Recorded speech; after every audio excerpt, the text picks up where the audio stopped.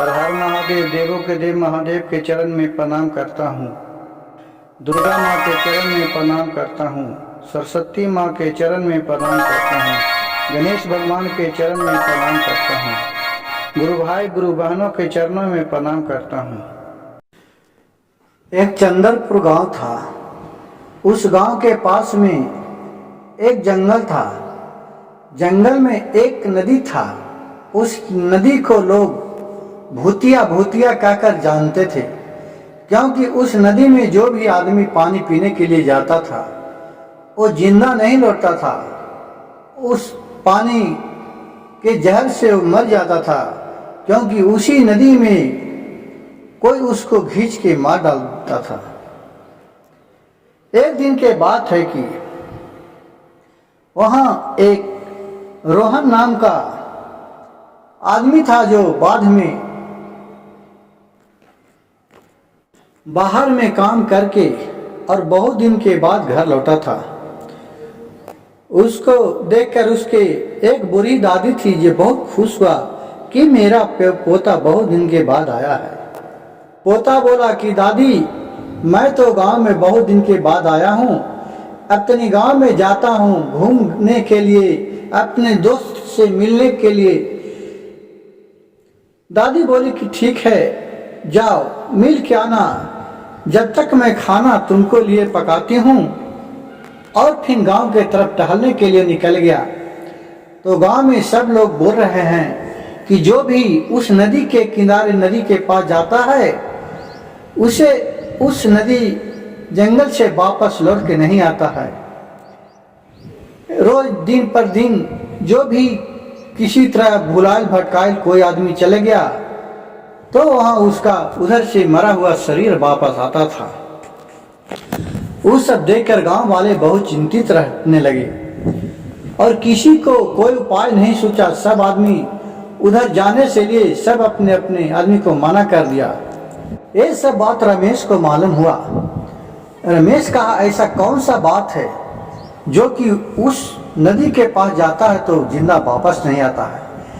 मैं तो इस राज्य को बिना जाने हुए नहीं रहूंगा। और रमेश किसी को बिना बताए और उसी जंगल में नदी के किनारे जाने का प्रयत्न करता है और जाने लगता है। तो रास्ते में एक बूढ़ा बाबा बैठते हैं और बोलते हैं, कहाँ जा रहा है बालक, उस तरफ नहीं जा, वहाँ एक नदी है, वो बहुत ही भूतिया नदी है, वहां जाता है जो जिंदा वापस लौट के नहीं आता है। बाबा बोले, इसको रमेश को बहुत माना किए, लेकिन रमेश नहीं माना और फिर उस नदी के पास चला गया। वहां देख रहा है कि एक बाबा है जो पूरा ध्यान लगा के भगवान ध्यान लगा के बैठा हुए हैं एक पेड़ के नीचे। इसे देखकर अचरज हुआ। ओ बाबा बोले कि रमेश, तुम यहाँ कहाँ आया है, तुम अपने वापस घर लौट जाओ, नहीं तो यहाँ ये नदी नहीं छोड़ेगा, तुमको खा जाएगा। फिर इधर घूम के देख रहा, फिर पीछे से आवाज आ रहा है रमेश के कि तुमको तो मैं माना किया था, तुम क्यों आ गया फिर यहाँ। रमेश पीछे घूमता है, देख रहा है कि वही बाबा फिर यहाँ है। बोला कि बाबा तुम तो वहां थे, फिर यहाँ है। बोला कि हाँ, मैं तुमको सचेत करने के लिए आया हूं कि तुम यहाँ से वापस चले जाओ। फिर इधर घूम के रमेश देख रहा है तो देख रहा है कि जो बाबा भगवान का ध्यान लगे लेते वो बाबा नहीं है। सब देख के रमेश को बहुत अचरज हुआ। वो फिर चुपचाप घरे लौट गया। उसका दादी ये सब बात देखकर बहुत ही चिंतित थी सुनकर कि रमेश कहाँ गया है। फिर रमेश आया उधर से शाम के, तो बोला कि रमेश तुम कहाँ गया था। और रमेश बोलता है कि अगर मैं दादी को बता दूंगा भूतिया नदी के बारे में तो मेरी दादी बहुत ही हम पर डांटेंगे। बोला कि रमेश की नहीं दादी, मैं एक दोस्त से मिलने गया था और बहाना मार के कहा ठीक है। रमेश खाना न खाया और सो रहा, लेकिन उसको वही बाबा का बात याद आ रहा था जो बाबा जब कर रहे थे वो बाबा वहाँ से अदृश्य हो चुके थे। जब रमेश रात में सोता तो वही बाबा इसका नजर आ रहे थे सपना में बार बार। कहा कि लग रहा है कोई रहस्य है बाबा के और मेरे बीच, इसको जानना जरूरी है। मैं चुपचाप उठा और रमेश चले गया फिर वही जंगल में गया तो फिर देख रहा है कि बाबा भगवान का ध्यान लगा के बैठे हुए हैं। बाबा से नदी के बारे में पूरा रहस्य जानने का प्रयास किया। बाबा ने बोले कि हाँ बात सही है, लेकिन मैं क्या कहूँगा तो तुमको विश्वास नहीं होगा और तुम इस रहस्य को नहीं जानो। तुम अच्छा है कि तुम चले जाओ अपने घर। रमेश बोला कि नहीं बाबा, हमको इसके बारे में रहस्य जानना है, कहिए ना। रमेश को बोले बाबा कि सुनो, मैं राम और रहीम दो भाई हूँ। मैं हूँ राम और वो रहीम है। मैं शंकर भगवान के मंदिर में मेरे पिताजी दोनों पूजा करते थे, तो मैं तपस्वी बन गया और मेरे भाई जो रहीम था वो चाहा कि मैं सबको डरा धमकाकर मैं यहाँ का शक्तिमान बन जाओ, शक्तिशाली बन जाओ कि हमारे नाम से लोग डरे। वो हमको रहीम भाई ने हमको मार दिया है और मेरे आत्मा को अभी तक नहीं हुआ है। और रहीम है जो एक राक्षस का पूजा करता है, उसको से पूजा करके उसको पूरा शक्तिमान बनना चाहता है कि जिससे हमको दहशत इस इलाका में फैले रहे।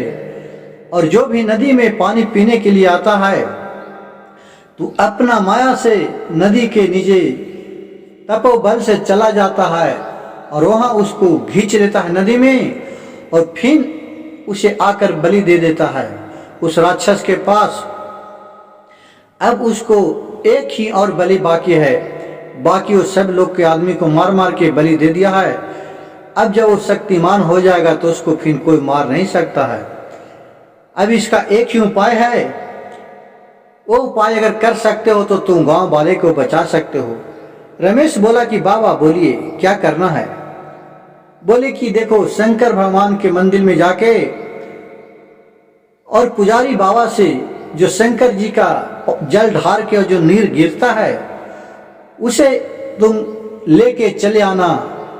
और जब ये बाबा आएंगे, वही नदी वाला मेरा रहीम वहां बलि देने के लिए जब वो जाएगा, वो पूरा जगह हिस्टोरी बता दिए कि उस मंदिर में राक्षस का मंदिर है। उसी वक्त तुम जब उस पर जल छिड़केगा तो जल से छिड़कने से जल के भस्म हो जाएगा और मेरे को मुक्ति मिल जाएगी और उसका जो राक्षस शक्ति है वो समाप्त हो जाएगा, वो जल के भस्म हो जाएगा। रमेश बोला कि बाबा मैं करूँगा, लेकिन बोले बाबा कि बहुत सोच समझ के करना, नहीं तो तुमको भी वो जान मार देगा। कहा कि ठीक है बाबा। वो अपने गांव में रमेश गया और सारी लोग से बताया कि ये कोई मायावी भूतिया नदी नहीं है, इसमें रहीम नाम का एक दुष्ट है जो अपना माया से सभी को खून पी जा रहा है। ये सब बात बोल के और बोले कि इतनी अमावस्या के रात के दिन वो एक बलि और देगा, तुम गांव वाले जाना और उस के पास उस झोपड़ी के अंदर उसका राक्षस का मूर्ति है। कहा कि ठीक है। और रमेश शिव मंदिर में गया और वो अपने पंडित जी से जल लिया और जल लेके आया। जब तक जाके गांव वाले रहीम को देखा कि वो बलि देने के लिए वहां तैयार है, एक आदमी को मार के वहां देख रहा है, तो गांव वाले बोले रुक जाओ, मैं तुझे नहीं छोड़ूंगा। और चारों पट्टी से रहीम को पकड़ लिया गांव वाले, लेकिन वो अपने माया शक्ति से वो अदृश्य हो गया। फिर रहीम गया रमेश और बोले, कहाँ है बाबा, तुम आओ मेरे पास। रमेश के बात सुनकर रहीम बोला कि हमें कौन मार सकता है, मैं तो बहुत शक्तिशाली हूं। और फिर रहीम पर रमेश ने जल को फेंका, जिससे वो चिल्लाने लगा, आओ आह आह करने लगा और जल के भस्म हो गया। और फिर राम का भी जो बाबा थे वो वहाँ संदेह आए और बोले कि रमेश, जिस तरह तुम कार्य आज किया, पूरे गांव वाले को नया जिंदगी दिया, उसी तरह तुम मनोबल गांव वाले को बढ़ाते रहना। आपका परिश्रम से मेरे कार्य में सब सफल हुआ। और उतना कह कर वो अपना शिवलोक को पधार गए। मेरा वीडियो अच्छा लगे तो मेरे चैनल को सब्सक्राइब कीजिए, लाइक कीजिए और शेयर कीजिए।